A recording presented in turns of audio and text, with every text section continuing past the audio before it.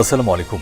সংবাদে আপনাদের সবাইকে স্বাগত জানাচ্ছি। আমি ফিরোজ তোহা। শুরুতেই সংবাদ শিরোনাম। বাংলাদেশের সর্বশেষ গুরুত্বপূর্ণ আপডেট সংবাদে আপনাকে স্বাগত। শুরুতেই সংবাদ শিরোনাম, পরে বিস্তারিত। শুরুতেই জানাবো, জুট ব্যবসায় নাম ব্যবহার না করার হুঁশিয়ারি সেনাবাহিনীর। সেনা কর্মকর্তাদের নাম ব্যবহার করে ঝুট অর্থাৎ পোশাক কারখানায় ব্যবহৃত কাপড় ব্যবসার নামে প্রতারণা রোধে জনগণের সহযোগিতা চেয়েছে বাংলাদেশ সেনাবাহিনী। এরপর জানাবো, আগস্ট সেপ্টেম্বরে রাজনৈতিক সহিংসতায় নিহত ১৪৫, বলছে অধিকার। দেশে চলতি বছরে ১ থেকে ৫ই আগস্ট পর্যন্ত ৯৩ জন রাজনৈতিক সহিংসতায় নিহত হয়েছেন। আর অন্তর্বর্তীকালীন সরকার ক্ষমতা নেয়ার পর ৯ আগস্ট থেকে ৩০শে সেপ্টেম্বর পর্যন্ত দেশে রাজনৈতিক সহিংসতায় প্রাণ গেছে ৫২ জনের। এই ২ মাসে মোট ১৪৫ জন প্রাণ হারিয়েছে। জানাবো, রাজধানীর আজিমপুর থেকে মালামালের সঙ্গে ফুটফুটে শিশুটিকেও নিয়ে গেল সাবলেট ভাড়াটিয়ারা। রাজধানীর আজিমপুরে একটি বাসায় ঢুকে একটি শিশুকে নিয়ে গেছে দুর্বৃত্তরা। ওই বাসার সাবলেটে ভাড়া থাকা এক নারী বহিরাগত কয়েকজনের সঙ্গে নিয়ে আর সকালে বাড়িতে ঢুকে এই ঘটনা ঘটিয়েছে। এ বিষয়ে পুলিশের লালবাগ বিভাগের ডিসি জসিমউদ্দিন চ্যানেল 24-কে বলেন, অপহরণ কিনা এখনও বোঝা যাচ্ছে না। জানাবো, সব চিনিকল সচল করা হবে বললেন শিল্প উপদেষ্টা। দেশের সব বন্ধ চিনিকল আবারও সচল করা হবে বলে জানিয়েছেন শিল্প মন্ত্রণালয়ের উপদেষ্টা আদিলুর রহমান খান। তিনি বলেন, চিনির উৎপাদন বাড়িয়ে আমদানি কমিয়ে আনার উদ্যোগ গ্রহণ করা হয়েছে। এদিকে মা হত্যার ঘটনায় ছেলে জড়িত নয়, পুলিশের তদন্ত সাপেক্ষে বেরিয়ে এলো আসল ঘটনা। বগুড়ার দুপাচিয়া এলাকায় গৃহবধূ উম্মে সালমার হত্যাকাণ্ডের ঘটনায় নতুন মোড় নিয়েছে। পুলিশ জানিয়েছে, খুনের জন্য নিহতের ছেলে নয় বরং বাসার ভাড়াটিয়া মাবিয়া আক্তার দায়ী। আজ দুপুরে দুপাচিয়া থানার পুলিশ জানায়, হত্যাকাণ্ডের সময় বাসা থেকে খোয়া যাওয়া মোবাইল এবং ওয়াইফাই রাউটারের সূত্র ধরে মারিয়াকে গ্রেপ্তার করা হয়েছে। এবং সর্বশেষ জানাবো, আবারও লেবাননের বৈরুতে তাণ্ডব চালানোর সতর্কবার্তা। ইসরায়েলের সামরিক বাহিনী বৈরুতের বাসিন্দাদের অন্যত্র সরে যাওয়ার আদেশ জারি করেছে।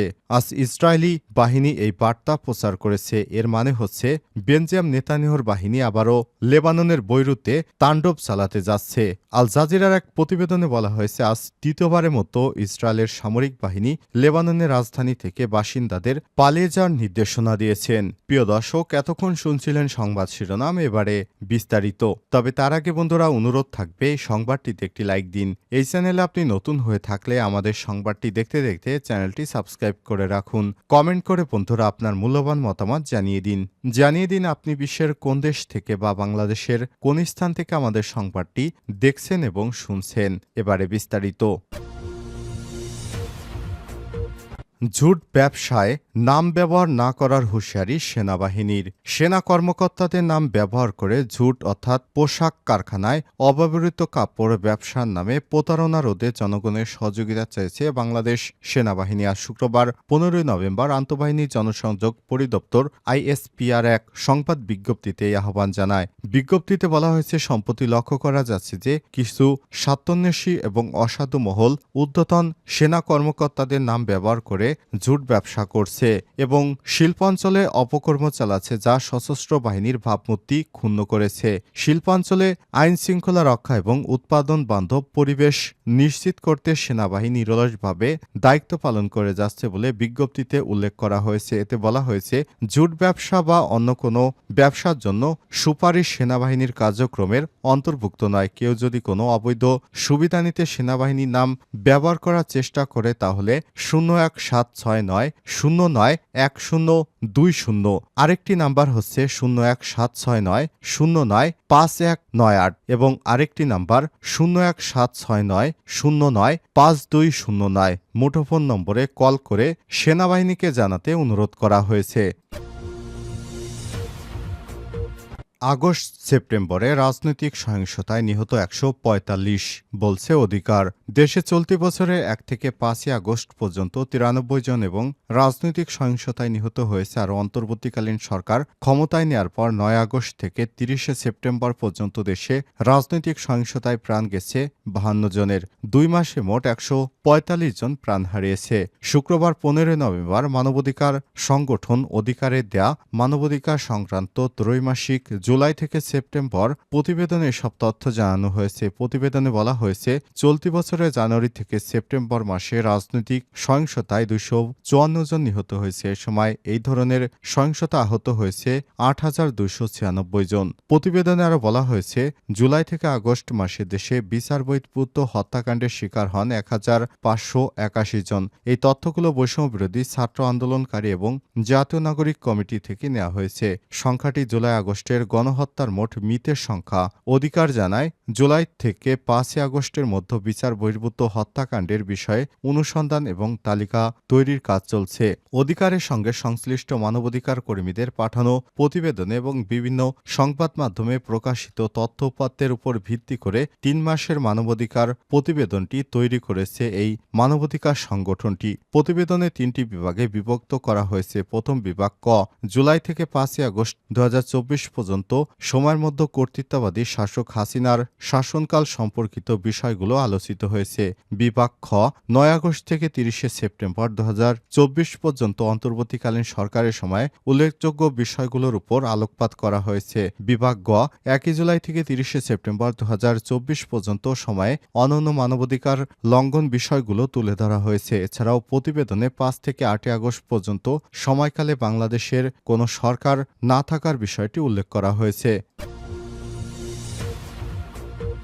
আজিমপুর বাসা থেকে মালামালের সঙ্গে ফুটফুটে শিশুটিকেও নিয়ে গেল সাবলেট ভাড়াটিয়া। রাজধানীর আজিমপুরের একটি বাসায় ঢুকে একটি শিশুকে নিয়ে গেছে দুর্বৃত্তরা। ওই বাসায় সাবলেট ভাড়া থাকা এক নারী বহিরাগত কয়েকজনের সঙ্গে নিয়ে শুক্রবার ১৫ই নভেম্বর সকালে বাড়িতে ঢুকে এই ঘটনা ঘটিয়েছেন। এ বিষয়ে পুলিশের লালবাগ বিভাগের ডিসি জসিমউদ্দিন চ্যানেল 24কে বলেন, অপহরণ কিনা এখনও বোঝা যাচ্ছে না। বিষয়টি জটিল হয়ে দাঁড়িয়েছে। শিশুটির মায়ের সঙ্গে ওই মহিলার মাত্র ১ সপ্তাহ আগে পরিচয় হয়। পরে তাদের বাসার এক রুমে সাবলেট ভাড়া নেয়। বৃহস্পতিবার ১৪ই নভেম্বর প্রথমে আসেন তারা। বাসায় আসার একদিন পরই তিনি এই ঘটনা ঘটিয়েছেন। তিনি আরও বলেন, ঘটনাটি শোনার পর আমরা সেখানে যাই। অপহরণকৃত শিশুটির মা ওই মহিলার কোনো তথ্য দিতে পারছেন না। তিনি যে তথ্য দিচ্ছেন সেগুলো কাজে আসছে না। তিনি অভিযোগ করেছেন তার কাছ থেকে স্বর্ণালংকার এবং অর্থ নিয়ে গেছে। তবে আমরা শিশুটি উদ্ধার কাজ চালিয়ে যাচ্ছি। উদ্ধারের পর বিস্তারিত বলতে পারব। জানা যায়, শিশুটির মায়ের নাম ফারজানা আক্তার। তিনি স্বরাষ্ট্র মন্ত্রণালয়ের সুরক্ষা সেবা বিভাগে ৬০ মুদ্রাক্ষরিক পদে চাকুরি করেন। তিনি আজিমপুরের লালবাগ টাওয়ারের পাশের একটি বাসায় ভাড়া থাকেন। তার স্বামী বেসরকারি একটি প্রতিষ্ঠানে চাকুরি করেন। এদিকে এই ঘটনায় ফুটফুটে শিশুটির ছবি দিয়ে ফেসবুকে একটি পোস্ট করেন ফারজানার এক সহকর্মী। ওই পোস্টে তিনি লিখেছেন, আজ শুক্রবার Azimpur medical staff quarter Lalbagh টাওয়ারের পাশের গলি থেকে আমার অফিস কলিগ ফারজানার বাসায় ডাকাতি হয়েছে। ডাকাত একজন মহিলা, তার ২ জন পুরুষ সঙ্গী রয়েছে। জিনিসপত্র এবং একমাত্র বাচ্চাটি নিয়ে গেছে। সব বন্ধ চিনিকল সচল করা হবে, শিল্প উপদেষ্টা।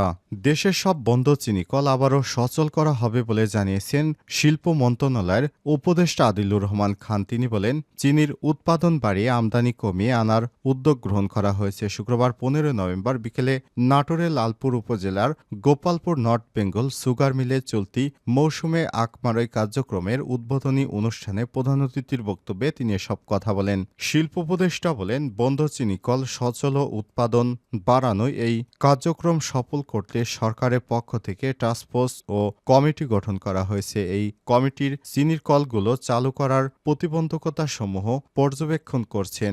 জনগণের পাশে থাকলেও সমন্বিত শক্তি, উদ্যোগ গ্রহণ ও সাহসের মাধ্যমে সফল হতে চাই, সেই আকাঙ্ক্ষা নিয়ে কাজ করছি। এ সময় তিনি বলেন, দেশের পিছিয়ে পড়া এলাকায় কলকারখানা কম থাকায় জীবন জীবিকার পরিবর্তন আনার ক্ষেত্রে চ্যালেঞ্জ রয়েছে।